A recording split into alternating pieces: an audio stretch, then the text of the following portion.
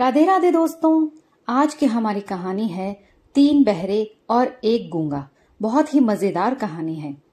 पुराने जमाने की बात है। किसी गांव में एक चरवाहा रहता था। बेचारा बहरा था। उसके कान पर चाहे चीखो चाहे ढोल बजाओ, उसे बिल्कुल भी खबर ना होती थी। उसके पास 50-60 बकरियां थी, जिन्हें चराने के लिए वो गांव से बाहर जंगल में जाता था। दिन भर जंगल में बकरियों के पीछे पीछे फिरता और जब सूरज डूबने लगता तो बकरियों को हाँकता हुआ गांव वापस आ जाता।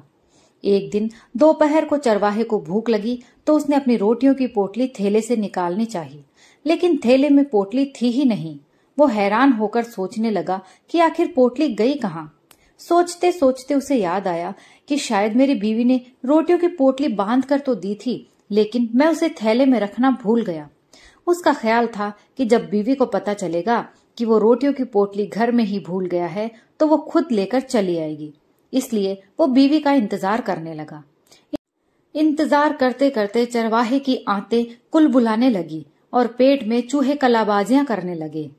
बार बार उसकी नजरें इस उम्मीद में गांव को जाने वाली पगडंडी पर उठ जाती कि शायद बीवी रोटियां लेकर आ रही हो, मगर हर बार मायूस होकर वापस आ जाती। उसने सोचा मुमकिन है कि बीवी ने लड़के के हाथ रोटियां भिजवाई हों, मगर वो शायद गली के लड़कों के साथ खेल कूद में लग गया होगा। ये सोचते ही चरवाहे का मुंह गुस्से से लाल हो गया। उसने इधर उधर देखा। कुछ ही फासले पर एक घुड़सवार दराती से पेड़ों की नरम नरम शाखाएं और पत्तों को काट रहा था। चरवाहा लपक कर उसके पास गया और कहने लगा, भाई, तुम्हारी बड़ी मेहरबानी होगी अगर तुम जरा इन बकरियों का ध्यान रखो। मैं अपनी दोपहर की रोटी घर पर भूल आया हूँ। भूख के मारे मेरी जान निकल रही है। बस जल्दी से 2-4 निवाले जल्दी जल्दी खाकर वापस चला आऊंगा। तुम जरा बकरियों को देखते रहना, कहीं कोई बकरी इधर उधर ना हो जाए। अब मजे की बात यह हुई कि वो जो घोड़े वाला था वो भी बहरा था। चरवाहे ने जो कुछ उससे कहा उसने एक लफ्ज भी ना सुना। उसकी बजाय वो ये समझा कि चरवाहा उससे अपनी बकरियों के लिए पत्ते मांग रहा है। उस घुड़सवार ने जवाब दिया, चलो भाई चलो, चलते बनो यहां से। इतनी मेहनत से तो मैं अपने घोड़ों के लिए पत्ते जमा कर रहा हूं और तुम आ गए मुफ्त में मांगने। दफा हो जाओ यहां से, मैं तुम्हें एक पत्ता भी नहीं दूंगा। ये कहकर घोड़े वाले ने हाथ से चरवाहे को भाग जाने का इशारा किया। दूसरी तरफ इसकी भी एक भी बात चरवाहे को समझ में ना आई, लेकिन चरवाहे ने उसका मतलब ये निकाला कि जैसे वो कह रहा हो कि हाँ हाँ भाई, बड़े शौक से रोटी खाने जाओ, जब तक तुम वापस नहीं आ जाते मैं तुम्हारी बकरियों की देखभाल करता रहूंगा। ये समझकर चरवाहा अपने गांव की तरफ भागा। उसने सोचा था कि रोटी ना लाने पर बीवी को खूब भला बुरा कहेगा, लेकिन ये देखकर उसकी परेशानी की हद ना रही कि बीवी बेचारी बिस्तर पर पड़ी बुखार में तड़प रही है। पड़ोसन उसकी देखभाल कर रही थी। चरवाहा भागा भागा हकीम के पास गया और उससे दवा लेकर आया। फिर उसने जल्दी जल्दी रोटियों की पोटली खोली, बड़े बड़े निवाले लेकर पानी गटगट पिया और दोबारा जंगल की तरफ रवाना हुआ। वहां जाकर उसने देखा कि घोड़े वाला एक तरफ बैठा है और बकरियां घास चर रही हैं। चरवाहे ने दिल में कहा, अगर आज ये आदमी ना होता तो मैं अपनी बकरियां किसके हवाले करके जाता। इसने अपने वक्त का कितना हर्जाना मेरे लिए दिया है और बकरियों की निगरानी के लिए अभी तक बैठा हुआ है। मैं इसकी मेहरबानी कैसे चुकाऊंगा। अरे हाँ, मुझे याद आया, मेरे पास जो लंगड़ी बकरी है, क्यों ना मैं इसको तोहफे में दे दूं, ये इसके काम भी आ जाएगी। तो चरवाहे ने उस लंगड़ी बकरी को अपने कंधों पर उठाया और घोड़े वाले के पास आकर बोला, भाई, मैं तुम्हारी मेहरबानी का बहुत शुक्रगुजार हूं। माफ करना, मुझे कुछ देर हो गई। असल में मेरी बीवी बीमार हो गई थी और मैं उसकी दवा लेने के लिए चला गया। मेरी तरफ से इस बकरी का तोहफा तुम कबूल करो। घोड़े वाला, जो असल में लकड़हारा था, चरवाहे का एक भी शब्द ना सुन सका और वो ये समझा कि ये बकरी शायद किसी पेड़ पर चढ़ते हुए गिर पड़ी है और इसकी टांग टूट गई है और अब इसका जिम्मेदार ये मुझे ठहरा रहा है। ये सोचकर उसका खून खोल गया। उसने चिल्लाकर कहा, तुम और तुम्हारी बकरी जाओ भाड़ में। मैं क्या तुम्हारे बाप का नौकर हूं जो तुम्हारी बकरियों की निगरानी करता। अगर इसकी टांग टूटी तो मैं क्या करूं। दूर हो जाओ मेरी नजर के सामने से। चरवाहा, जो समझ रहा था कि वो कह रहा है कि ये बकरी मुझे पसंद नहीं आई, कोई दूध देने वाली बकरी देनी है तो दो, चरवाहे ने कहा, भाई मैं गरीब आदमी हूँ, इन्हीं बकरियों का दूध बेचकर गुजारा करता हूँ। अगर तुम्हें दूध देने वाली बकरी दे दूंगा तो अपना पेट कहाँ से भरूंगा, तुम यही बकरी ले लो।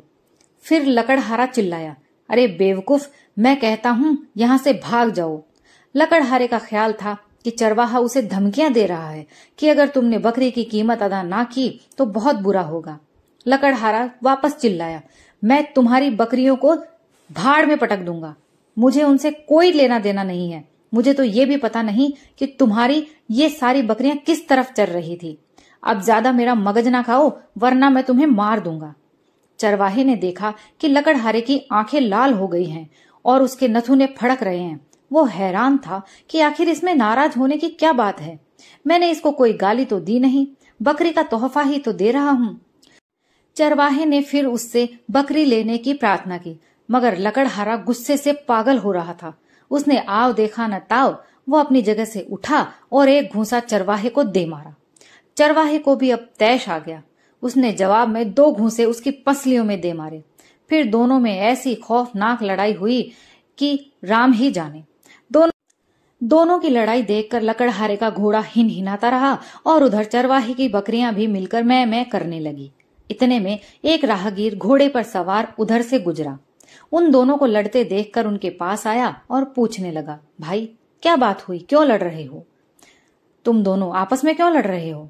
चरवाहे ने कहा, देखिए जनाब, मैं इसे ये लंगड़ी बकरी मुफ्त में दे रहा हूँ क्योंकि इसने मेरी बकरियों की रखवाली की है, मगर ये दूध देने वाली बकरी लेना चाहता है। जब मैंने इनकार किया तो ये लड़ने मरने पर तुल गया। उस राहगीर ने अपने बाएं कान पर हाथ रखा और जोर से बोला, भाई माफ करना, मैं जरा ऊंचा सुनता हूँ, तुम्हारी बात मेरे पल्ले नहीं पड़ी, फिर से कहो, और हाँ जरा ऊंची आवाज से। दरअसल जो वो राहगीर घुड़सवार था वो भी बेचारा उन दोनों की तरह बहरा था। इतने में लकड़हारे ने अपना बयान शुरू कर दिया। वो समझा कि मुसाफिर इससे पूछ रहा है कि तुम बताओ कि क्या हुआ तुम्हारे बीच में। लकड़हारे ने उसके घोड़े की तरफ हाथ से इशारा करते हुए कहा, जनाब, मैं अपने घोड़े के लिए जंगल में से घास काट रहा था कि ये कमबख्त चरवाहा न जाने कहां से गायब हो गया, अपनी बकरियों को मेरे ऊपर छोड़कर। फिर काफी देर बाद वापस आया और एक लंगड़ी बकरी लाकर मेरे सामने डाल दी और कहने लगा कि इसकी टांग तूने तोड़ी है। अब मैं इतनी देर से उसे समझा रहा हूं कि बकरी की टांगे मैंने नहीं तोड़ी, लेकिन ये मानता ही नहीं, बराबर यही रट लगाए जा रहा है। मैंने पहले जुबान से समझाया, लेकिन आप जानते हैं कि लातों के भूत बातों से नहीं मानते। मैंने इसकी खूब ठुकाई की, तब इसके होश ठिकाने आए। अब आप ही इसे समझाइए। वो मुसाफिर हैरानी से मुंह खोले लकड़हारे और चरवाहे की तरफ देख रहा था। उसे उनके मुंह से निकला हुआ एक भी लफ्ज समझ न आया। वो भी इन दोनों की तरह कानों से बह रहा था।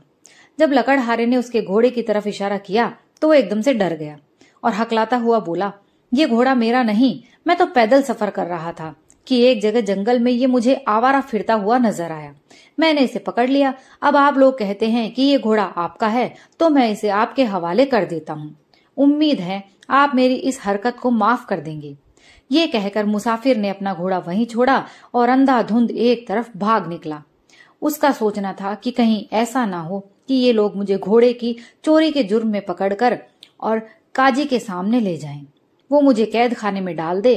उसे यूं भागता देखकर लकड़हारा और चरवाहा दोनों उसके पीछे दौड़े और देर तक कोशिश करने के बाद आखिर उसे पकड़ने में कामयाब हो गए। फिर उसे खींचते हुए वापस वहीं लाए और उससे कहने लगे, जब तक आप हमारे झगड़े का फैसला नहीं कर देते आपको जाने की इजाजत नहीं है। अभी इन तीनों बहरों में तकरार हो ही रही थी कि एक फकीर उधर आ निकला। तीनों ने उसे घेर लिया और बारी बारी अपना मुकदमा उसके सामने बयान करने लगे। फकीर उनकी बातों को एक एक शब्द को अच्छी तरह से सुन रहा था। फकीर समझ गया कि ये तीनों बहरे हैं, इसीलिए ये एक दूसरे की बात को समझ नहीं पा रहे और अपनी अपनी बात का उल्टा मतलब लेकर एक दूसरे से लड़ रहे हैं। लेकिन वो कोई फैसला सुनाने के लिए मुश्किल में था, क्योंकि वो पैदाइशी गूंगा था। मगर फकीर था वो बड़ा अक्लमंद था। उसने सोचा कि मैं बोल तो सकता नहीं, लेकिन इनका फैसला जरूर करवाऊंगा। फकीर उन तीनों को बारी बारी से इशारों में समझाने की कोशिश करता है। सबसे पहले वो उस लकड़हारे को समझाता है कि ये जो लंगड़ी बकरी है, ये चरवाहा इल्जाम तुम पर नहीं लगा रहा, बल्कि ये तुम्हें तोहफे के रूप में दे रहा है। लकड़हारा कुछ कुछ उसकी बात समझ जाता है। उसके बाद वो उस चरवाहे को समझा रहा है कि लकड़हारा तुम्हारी बात को इस तरह से समझा है कि इसने तुम्हारी बकरी को ऊपर से गिरा दिया और इसकी टांग तोड़ दी, जबकि ऐसा नहीं है। ये बैठा था और इसने तुम्हारी बकरियों की तरफ कुछ ध्यान भी नहीं दिया। उन दोनों को समझाने के बाद वो उस घुड़सवार को समझाता है, जो मुसाफिर था उसे समझाता है और कहता है कि तुम्हारा इन दोनों से कोई लेना देना नहीं है। तुम अपने रास्ते आ रहे थे और तुम अपने रास्ते जाओ। इस तरह से तीनों को वो समझा देता है। तीनों उसकी बात समझ जाते हैं और फकीर का काम पूरा हो जाता है। दोस्तों, ये कहानी यहीं समाप्त होती है। अगर आपको ये कहानी पसंद आई हो तो प्लीज लाइक कीजिए, शेयर कीजिए, और लाइक और शेयर के साथ साथ एक नया ऑप्शन आया है, हाइप। जब आप लाइक और शेयर को थोड़ा साइड करेंगे तो वो ऑप्शन आपको दिखाई देगा। तो प्लीज हाइप ऑप्शन को प्रेस जरूर कीजिए। अपना सपोर्ट मेरे साथ यूं ही बनाई रहिए, क्योंकि मैं आपके लिए अच्छी अच्छी कहानियां लेकर आती हूँ। धन्यवाद।